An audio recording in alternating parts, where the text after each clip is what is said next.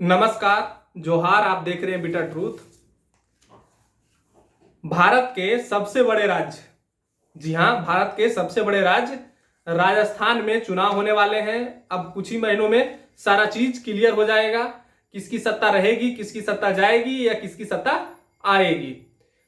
अगर भूभाग की बात करें तो राजस्थान भारत का सबसे बड़ा राज्य है और राजस्थान में 25 ऐसी सीटें हैं विधानसभा की जो शेड्यूल ट्राइब्स के लोगों के लिए आरक्षित है। मतलब अनुसूचित जनजाति के लोग हैं जिनके लिए 25 सीटें आरक्षित है और भी कुछ ऐसी विधानसभा सीटें हैं जहां पे शेड्यूल ट्राइब्स वर्ग के जो लोग हैं, अनुसूचित जनजाति वर्ग के जो लोग हैं, वो निर्णायक भूमिका निभाते हैं। और कई संभाग ऐसे हैं राजस्थान में, कई विधानसभा सीटें ऐसी है, करीब 17 के करीब, वहां पर 70% से ज्यादा, लगभग 70% आबादी शेड्यूल ट्राइब्स की है।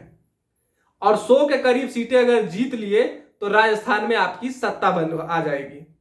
तो अगर राजस्थान की सत्ता में आना है, मुख्यमंत्री की कुर्सी पे जाना है, तो आपको शेड्यूल ट्राइब वर्ग के जो लोग हैं, अनुसूचित वर्ग जनजाति वर्ग के जो लोग हैं, उनको अपने हितों में साधना ही होगा, अपने पाले में करना ही होगा। और पिछली बार भारतीय जनता पार्टी को निराशा हाथ लगी थी इन सारे क्षेत्रों से।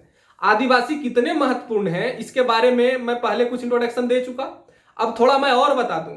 9 अगस्त को विश्व आदिवासी दिवस था, वर्ल्ड ट्राइबल डे था, वर्ल्ड ट्राइबल डे है ना, world day of indigenous peoples. 9 अगस्त यूएन के तत्वाधान में मनाया जाता है। कांग्रेस की अभी सरकार चल रही है वहां पे, अशोक गहलोत की, और राहुल गांधी की सभा हुई मानगढ़ धाम में, है ना। मानगढ़ धाम से आदिवासियों की साधने की कोशिश की गई। मानगढ़ धाम का एक अपना अलग महत्व है भारत के इतिहास में। आपको पता है कि वहां पर करीब गोविंद गुरु के नेतृत्व में, है ना, 1000 से ज्यादा आदिवासी वर्ग के लोगों ने अपना जान न्यौछावर किया अंग्रेजों से लड़ते हुए। राजस्थान में आदिवासियों के लिए दो प्रमुख, बहुत सारे हैं पर मैं कह रहा हूं कि दो प्रमुख आस्था का केंद्र है। एक है मानगढ़ धाम, दूसरा है बेनेश्वर धाम, है ना। मानगढ़ धाम और बेनेश्वर धाम। तो मानगढ़ धाम से राहुल गांधी ने संदेश देने की कोशिश की, वहां से आदिवासियों को साधने की कोशिश की। अब वहां पर भारतीय जनता पार्टी जो दूसरे सबसे बड़े, मतलब बड़े तो नहीं, सबसे बड़े की बात मैं नहीं करता हूं, लेकिन यह कहता हूं कि जो आदिवासियों के बड़े आस्था के केंद्रों में से एक बेनेश्वर धाम, वहां से इस बार भारत के गृह मंत्री और भाजपा के, भारतीय जनता पार्टी के चाणक्य कहे जाने वाले अमित शाह पहुंच रहे हैं बेनेश्वर धाम, और वहां से आदिवासियों की साधने की कोशिश करेंगे। थोड़ा मैं बेनेश्वर धाम के बारे में बता दूं।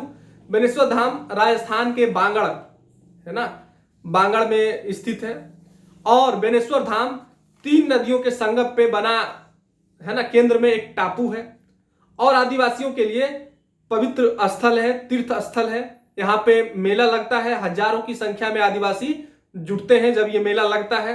अभी लास्ट मंथ, मतलब इस साल फरवरी महीने में ही हजारों की संख्या में, लाखों की संख्या में आदिवासियों ने यहाँ पर सब बढ़ चढ़कर भाग लिया था और देश के कई राज्यों से आदिवासी वहां पर पहुंचे थे।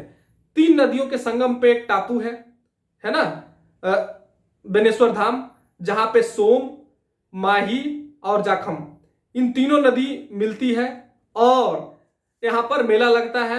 आदिवासियों का पवित्र तीर्थ स्थल भी है। तो आखिर अमित शाह जा क्यों रहे हैं?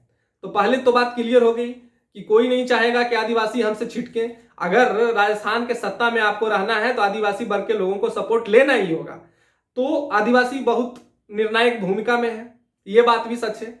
और जा क्यों रहे हैं? तो 3 सितंबर को अमित शाह बांगड़ के बेनेश्वर धाम से परिवर्तन यात्रा की शुरुआत करेंगे और यह परिवर्तन यात्रा जो बांगड़ से शुरू होगी, बांगड़ के बेनेश्वर से निकलेगी, बेनेश्वर धाम से। और अमित शाह इस रैली को, मतलब ये जो यात्रा है, इसको हरी झंडी दिखाएंगे। ऑफ कोर्स गहलोत सरकार पे कटाक्ष भी करेंगे, अपनी नीतियों को बताएंगे। बड़ी से बड़ी संख्या में आदिवासी युवाओं को भी जुटाने की कोशिश की जा रही है, लोगों को। तो फिर यहां से निकल के ये बांसवाड़ा जाएगी, डूंगरपुर जाएगी और फिर उदयपुर जाएगी। ये सारे वो इलाके हैं जहां पे आदिवासी वर्ग के लोग निर्णायक भूमिका निभाते हैं। और बेनेश्वर धाम कहा जाता है कि आदिवासियों का सबसे बड़ा मेला जो लगता है वो बेनेश्वर धाम में लगता है, मतलब एक प्रमुख मेलाओं में से एक है। तो देखिए राहुल गांधी भी कोशिश कर रहे हैं, हालांकि कुछ आदिवासी पार्टियां भी उठी है इस बार, है ना। पिछला बार भी जो भारतीय ट्राइबल पार्टी थी, छोटू भाई बाजपा ने बनाया था, 2 विधानसभा सीटें जीती, लेकिन उसमें भी बंटवारा हो गया। वो भी कोशिश कर रही है, एक भारत आदिवासी पार्टी करके नई पार्टी लॉन्च होने की, मतलब लॉन्च हो ही जाएगा, पूरी इसकी वो है। तो इस तरह की भी चीजें हैं।